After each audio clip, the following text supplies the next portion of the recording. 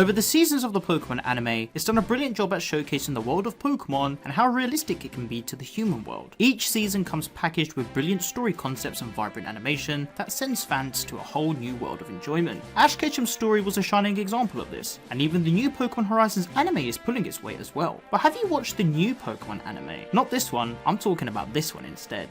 Trust me, what I'm about to show you all is going to leave you guys speechless. Earth Day was on the 22nd of April, and to coincide with this annual event, the Pokémon Company ended up releasing a new animation short. This short is called Pokémon Ecology Diary. Prior to the release of this short, the Pokémon Company revealed that they will be releasing a new book project to fans. The book is titled Pokémon Ecology Encyclopedia, also known as Pokécology, and it details speculative ecology of over 1,000 wild Pokémon. The book is written by Yoshinari Yonehara, with art by Kinoshita Shihirio, both of whom are researchers at the Graduate School of Agriculture and Life Sciences at the University of Tokyo. As geeky as it may sound, this project is kinda lit, fam. For someone who has always been interested in how Pokemon relate to real life animals, including the interactions among living organisms and their environment, this book sounds really enticing, and this is where the short comes into play to correspond with the release of the new project. The story follows two friends who are trainers, and one day, they end up deciding to meet up and go on an adventure. They traverse across various environments and habitats that home various Pokemon, learning about how they interact in their said environments. When I heard about this short being released, I knew I just had to talk about it, and it's time to bring out the good old ACO machine. So if you've been following my previous coverage on Pokemon animation shorts, then you know I like to discuss three key elements that are animation,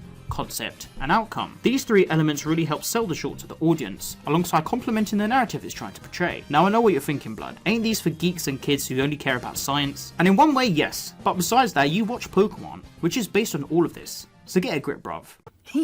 But trust me, it's worth it. The story opens up with us seeing a male trainer fly on his Corviknight arriving at the Pokemon Center. His partner Pokemon is a Tepig. Rah, hang on, since when did Jaden from Yu-Gi-Oh jump into this series? And no, this isn't Ash Ketchum's son, bro. He greets his friend who is a cast form, and they then both commence on an adventure exploring the world of Pokemon around them. The first ecosystem they visited inhabited primarily grass and bug-type Pokemon. The girl explains how the Pokemon in the area appear to relate to the grassland ecology, and it makes sense after all. For example, if we look at the scene of the Vileplume surrounded by Combee, we can see how Vileplume's Pokédex entry relates to this scene. It states the bud bursts into bloom with a bang. It then starts scattering allergenic poisonous pollen. The scene here where the male trainer encounters the Whimsicott also relates to the Pokemon's Moon Pokédex entry. This Pokemon appears riding upon the wind, but if the wind gusts up, it'll blow the cotton on the Pokemon's head clean off. In this case, the Whimsicott was on the male trainer's head, and ended up being blown away. This was also a clean transition to the next environment that primarily focuses on water type Pokemon. The male trainer was ready to save the Whimsicott as he didn't think the Pokemon would be able to survive in the new environment. However, Superman is here to save the day. The female trainer goes on to explain that despite the change in habitat, there are Pokemon that have characteristics that also relate to their instincts. In this case, we can see how hero form Palafin came to save Whimsicott, fulfilling its Pokédex entry on changing its appearance to save the Pokemon. If you notice carefully as well, the girl's cast form changes its form dependent on the environment the duo visit. So in this case, because it's a sunny day, the Pokemon is in its sunny form. The girl then summons her Lapras, and the gang then traverse across the seas. She also goes on to explain that the waters are home to some of the biggest and most menacing Pokemon, hence why we see a Gyarados and Wishiwashi arrive. This also relates to the Pokemon's Moondex entry on the encounter with the opposing Pokemon. The next climate the gang visit is cold. Cold as in temperature, not like the wow factor.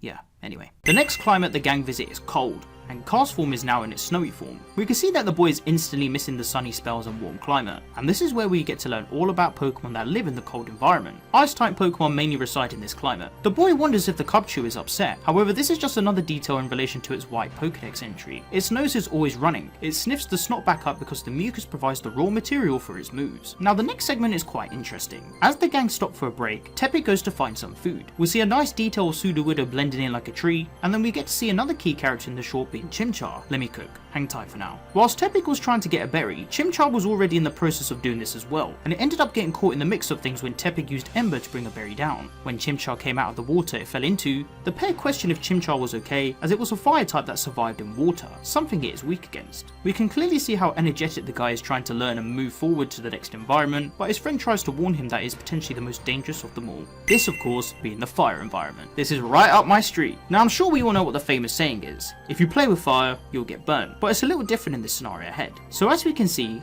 our little friend Chimchar is here, and he ends up drying himself off from the shower he had earlier. Meanwhile, Broski is starting to feel the repercussions of entering the volcanic area, and he ends up being blown away at some of the Pokemon. Would you look at that, there's JPR. Oh, look, it's my son as well. I can't lie, the animation in this segment was pretty damn cool. The Houndoom segment reflects its Ruby Pokédex entry, where the pack fight amongst themselves trying to choose a leader. This is coming like some real gang wars, rude boy. As the male trainer and his Pokemon come across this, they see Little Chimchar proving himself to be a cutie amongst the other Pokemon it lives with. However, this is where things start to change. The trainer begins to notice how the flame on Chimchar's tail is decreasing, indicating that it's starting to get sick and catch a fever. He aims to help the Pokemon. As him and his Pokemon continue to hike the volcano, they finally find the sick Chimchar. This moment was pretty tense. My man's burning up like a fried egg whilst he's trying to save a Pokemon, but then he ends up collapsing due to the exhaustion. I thought hope was lost for the brother, but fear not, because broski JPR is here to save the day. This segment was so cool, and it held a lot of meaning behind it. Relating to the Pokédex entries, Arcanine is a Pokemon that is heavily admired in China, and it's said to be legendary. Many people are charmed by its grace and beauty while running.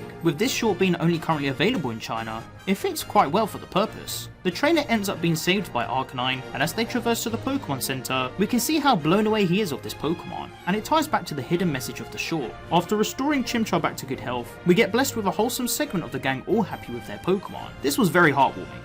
I promise, I'll stop the pun soon. Both characters thank each other for the adventure, and they got to learn so much more about Pokemon, especially Jaden. He was able to learn that Pokemon and humans can live happily in the world together, gaining trust and building friendships with them. This was a great short to showcase ecology, as after all, that is what Pokemon is all about, making friends along the way and going on adventures. Also understanding that Pokemon are very similar to humans, especially depending on which habitat they live in. This is what I love about Pokemon and its animations that it brings. The messages behind them truly are so relatable, and it makes us realise how real these concepts are in our own lives. The Primate short focused on the message not to judge a book by its cover. The Cerulean short was about growth and friendships. The moral behind the Dragonite short was to never give up. And in this short, it's all about learning, understanding ecology, and how relatable the world of Pokemon is to the human world. The boy got to learn more about Pokemon that live around him, understanding how they are in their relevant environments and surviving for themselves. He also got to build a connection with a new Pokemon, gaining further understanding on how both humans and Pokemon can live peacefully and work together to overcome issues that may arise. It's absolutely sensational. The animation in this short is truly breathtaking, and it really gives you a different feel for what an anime episode could look like. Shout out to CMC Media, who was the animation studio in charge of this short. I think it goes to show that even though Pokemon is profound for its battling and catching concepts,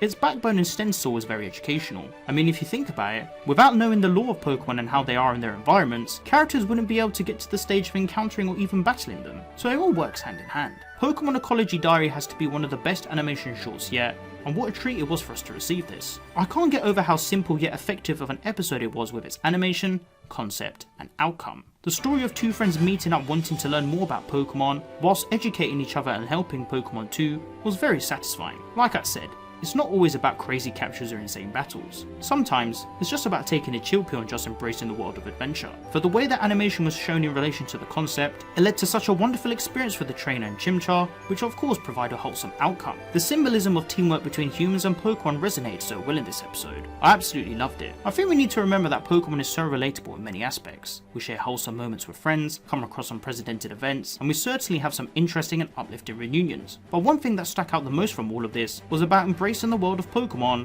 and how relatable it can be to the human world. See? I told you this tick was cooking. If you haven't watched this episode yet or any of the Pokemon short animations, then please do. Don't miss out on these outstanding forms of Pokemon animation. Why not check it out for yourself to feel the relatability concept and understand how magical the world of Pokemon truly is.